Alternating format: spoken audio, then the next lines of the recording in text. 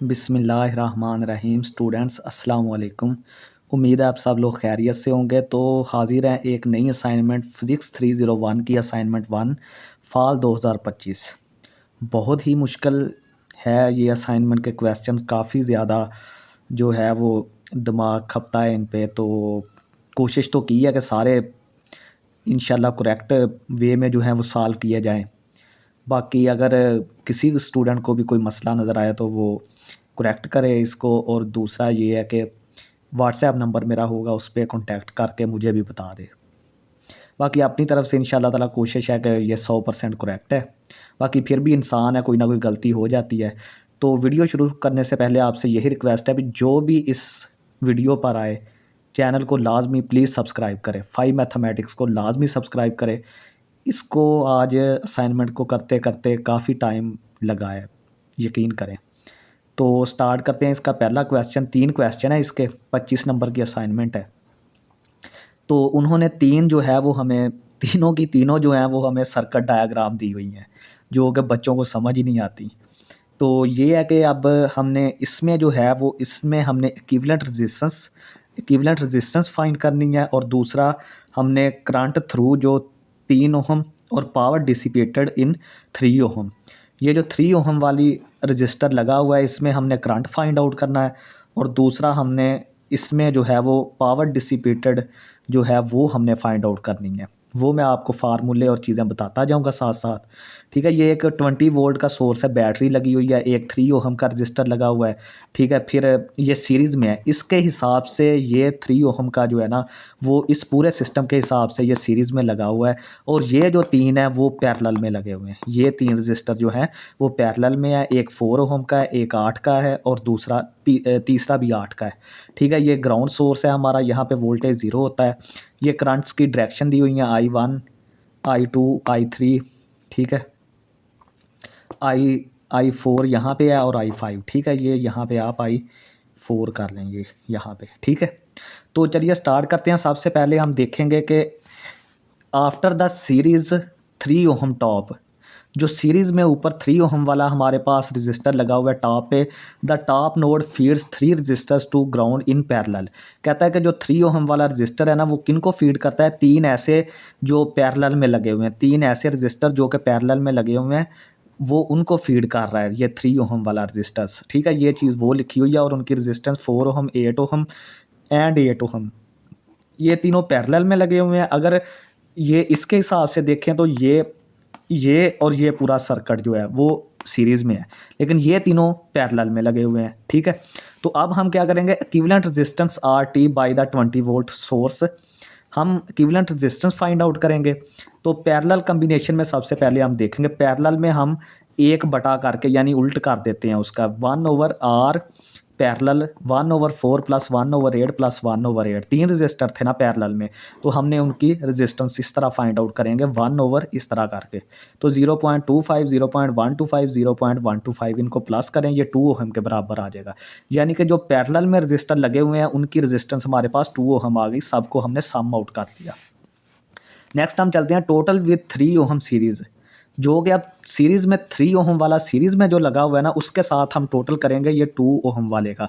तो ये हमारी R टोटल या R इक्विवेलेंस भी इसको बोलते हैं। तो ये 3 प्लस R पैरेलल, जो पैरेलल में हमने काउंट की थी वो हमारे पास 3 + 2 आ जाएगी और 5 ओहम के बराबर, यानी टोटल जो इक्विवेलेंस रेजिस्टेंस है वो 5 ओहम के बराबर है हमारी। ठीक है, हमने ये पैरेलल वाली को जो सीरीज़ में 3 वाली लगी हुई थी उसमें ऐड कर दिया, क्योंकि सीरीज़ में जो होती है वो सिंपल ऐड होती है और पैरेलल में उसका 1 इस तरह करके फाइंड आउट करते हैं। ठीक है, अब हम बी पार्ट में फाइंड आउट करना है कि current through 3 ohm and power dissipated in 3 ohm.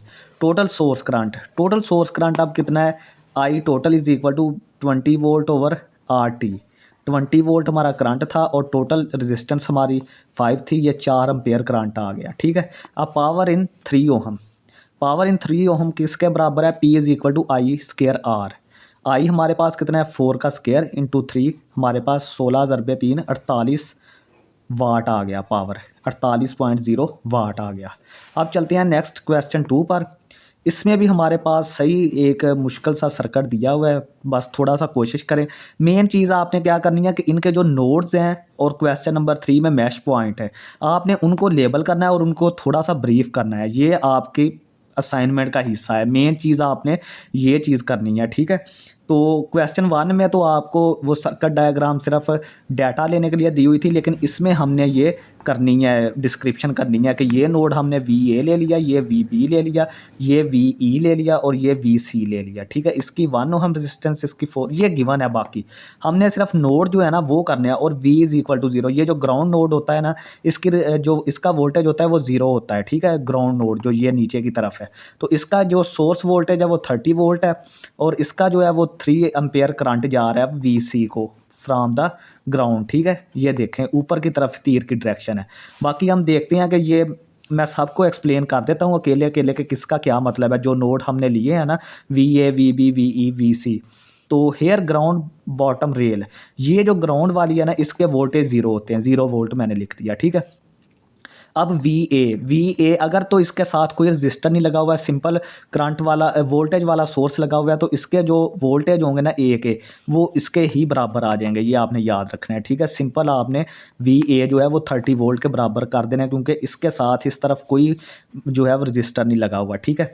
तो V0 is equal to B because 2 ohm register go from VB to ground.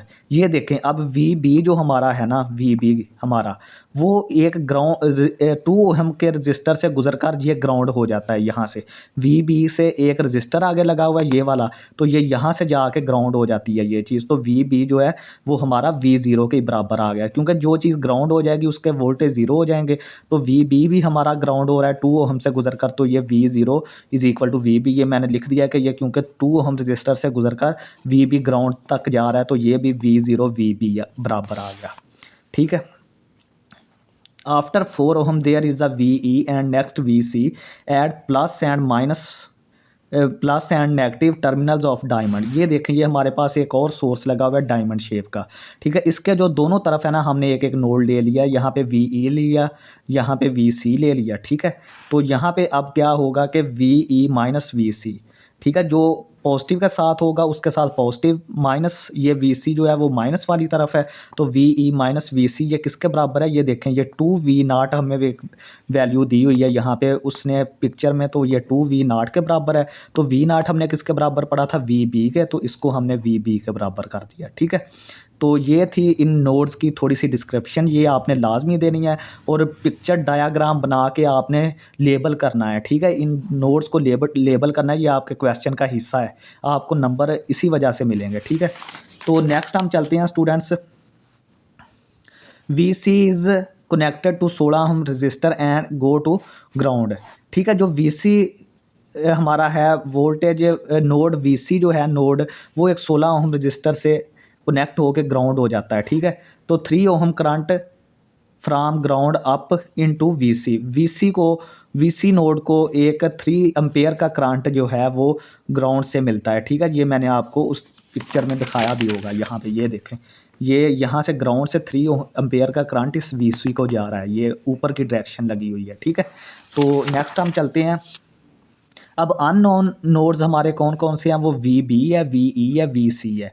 वही form KCL at node B and at super node E and C, ठीक है। ये जो हमारे पास diamond के पास 2 node थे ना, E और C, हमने उसको सुपर नोड बोल दिया है, ठीक है। और एक नोड है हमारे पास B, हमने इन दोनों पर अब कर्चीफ का जो है वो करंट लॉ लगाना है, ठीक है। कर्चीफ KCL का क्या मतलब है?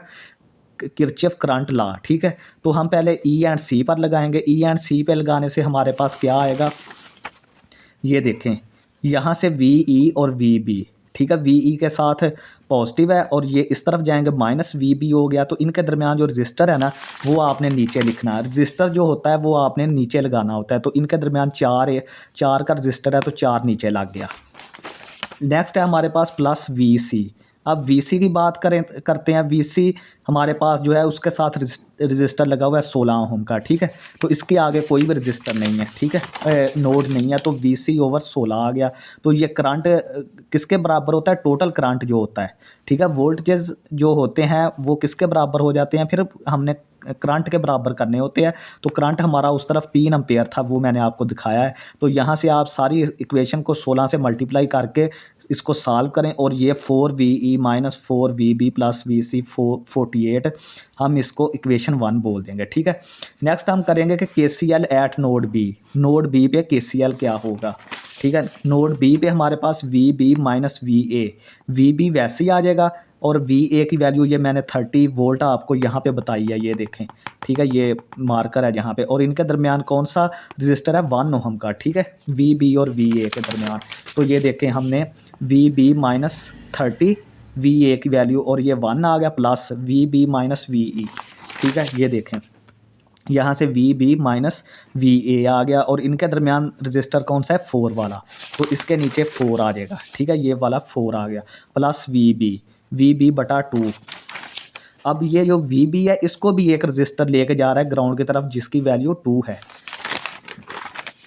तो VB ओवर 2 आ गया। अब इसमें इस सर्कल में कोई भी करंट नहीं है, तो ये हमारे पास 0 के बराबर आ गया। इसमें 3 करंट था, तो इसमें 0 है, तो 0 के बराबर। इसको अब हम 4 से मल्टीप्लाई करेंगे, इक्वेशन को डिवाइड करके कामन शामन लेके हमारे पास 7VB minus VE is equal to 120, ये इक्वेशन 2 आ गई। अब हमने क्या करना है कि voltage source relation dependent source, अब ये जो चीज़ है ना VE, इसके साथ प्लस है तो प्लस आ जाएगा, माइनस VC, ये जो हमने यहाँ पे जो किया है VE माइनस VC किसके बराबर है, ये 2V0 के बराबर है। ये तो खैर हमने पहले भी निकाली हुई है इक्वेशन, ये देखें, ठीक है, जो डायमंड पर हमारे नोड बन रहे हैं। तो यहाँ पे हमने VE माइनस VC किसके बराबर है, 2VB के, इसको हमने इक्वेशन 3 बोल दिया। अब आपने तीनों इक्वेशंस को सॉल्व करना है VB के लिए, ठीक है। पहले 2 को इक्वेशन को सॉल्व कर लें, ठीक है। फिर ये देखें जिस तरह ये वाली चीज़ है, यहाँ पे आप इस तरह करेंगे कि ये 2 चीज़ें, इन दोनों को पहले सॉल्व करके वैल्यू आएगी, फिर आपने इसके साथ करके VB की आपने सारी वैल्यूज़ निकालनी है, ठीक है। VB के लिए वैल्यू निकालेंगे तो ये 648/29 वोल्ट, ये तकरीबन बराबर होगा 22.3448 वोल्ट, जो कि V0 के भी बराबर, क्योंकि VB हमारा V0 के भी बराबर है ना, जो मैंने सबसे पहले बताया था, तो ये वहाँ से आ गया, ठीक है। नेक्स्ट हमारे पास एक और है, सर्किट डायग्राम दी हुई, ठीक है, सारे सर्किट्स आ गए हैं। तो इसका जो सोर्स वोल्टेज है यहाँ पे 6 वोल्ट है, ये यहाँ पे 2 एम्पेयर का 2 ओहम का लगा हुआ है रजिस्टर, ठीक है। यहाँ पे 5 ओहम का रजिस्टर लगा हुआ है, और यहाँ पे 1 ओहम का, यहाँ पे 3 ओहम का, ठीक है। और ये 2 एम्पेयर का करंट ऊपर की जानिब जा रहा है, ठीक है। अब हम क्या करेंगे, choose clockwise mash currents I1 I2 I3, ठीक है। हमने ये जो इस तरह लाइनें बनी हुई है ना, इनको मैश 1 इसको बोल दिया, इसको मैश 2 बोल दिया, इसको मैश 3 बोल दिया, ठीक है। ये जो मतलब इस तरह करके लाइनें बनी हुई हैं, यहाँ पे कोई रजिस्टर नहीं लगा हुआ है, तो ये सिर्फ करंट है, तो इसको हम कुछ नहीं बोलेंगे। जिनमें रजिस्टर लगे हुए हैं उनको बोलना है, ठीक है। Clockwise direction I2 has upward direction, ये देखें I3 यहाँ से करंट जा रहा है, ये वाला, ये देखें I3 यहाँ से करंट ऊपर की तरफ जा रहा है, जो कि 2A के बराबर है, सही है। अब हम मैश 1 को थोड़ा सा एनालाइज करते हैं कि मैश 1 को क्या है। इस क्वेश्चन में आपने किरचफ का वोल्टेज का लॉ है ना, वोल्टेज किरचफ KVL जो है, किरचफ का वोल्टेज का लॉ, वो इस्तेमाल करके आपने इक्वेशंस सिर्फ लिखनी है, ठीक है। आई में जो I1 I2 I3 में जो इक्वेशंस आएंगे ना किरचफ के कानून लगा के तीनों मैश पॉइंट्स पर, तो वो आपने इक्वेशंस लिखनी है सिर्फ, ठीक है। तो जो क्वेश्चन 2 था उसमें आपने V0 की वैल्यू, ये जो V0 था ना, इसकी वैल्यू फाइंड आउट करनी थी। तो मैश 1 पे क्लॉकवाइज की बात करते हैं, तो इसके साथ 2 ओहम लगा हुआ है I1 के साथ, प्लस ये अब हमने देखना होता है कि ये वाला मैश जो है वो किसके साथ फर्दर कनेक्टेड है, वो I2 के साथ है, I2 के साथ 5, और फिर I1 के साथ भी है। अब इसका जो है वो 5 जो है आपका नंबर, वो I2 के साथ भी आ जाएगा, I1 के साथ भी आ जाएगा। अब देखें कि ये इसके साथ कनेक्टेड है ना, I1 को माइनस I2 कर दें, ये इसके साथ है, तो पहले को दूसरे से माइनस करके, अब 5 वाला कनेक्टेड है ना, तो 5 इसके साथ भी आ जाएगा और इसके साथ भी, तो 5 हमने कॉमन निकाल के ये लिख दिया, दैट इज़ इक्वल टू 6। इसके सोर्स वोल्टेज कितने हैं, 6। तो ये देखें, ये मैंने लिखा हुआ है resistance in mesh 1 2 ohm, 5 ohm shared with mesh 2, ठीक है। ये जो मैंने बातें बताई हैं ये मैंने लिखी हुई हैं सिर्फ, ये आप देख सकते हैं, ठीक है। तो यहाँ से हमारे पास ये चीज़ आ गई। अब इनको 5 को अंदर ज़रब दे दें तो यहाँ से I1 वाली अलहदा कर लें चीज़ें, 2 + 5 I1 आ जाएगा, -5 I2 = 6 आ जाएगा, तो ये इसके बराबर आ जाएगी, ठीक है। अब एक इक्वेशन ये आ गई हमारे पास, एक इक्वेशन ये आ गई, ठीक है। अब मैश 2 पे बात करते हैं। मैश 2 पे हमारे पास क्या क्या है। मैश 2 जो है वो फर्दर कनेक्टेड है हमारे पास। एक तो ये I2 जो है वो I1 के साथ कनेक्टेड है, ठीक है। तो 5 का 5 आ जाएगा, और ये अब हम पीछे की तरफ जा रहे हैं, इस तरफ नहीं जा रहे बल्कि यहाँ से यहाँ जा रहे हैं, तो ये वाला पहले आ जाएगा, -I1 आ जाएगा, साथ 5 आ जाएगा।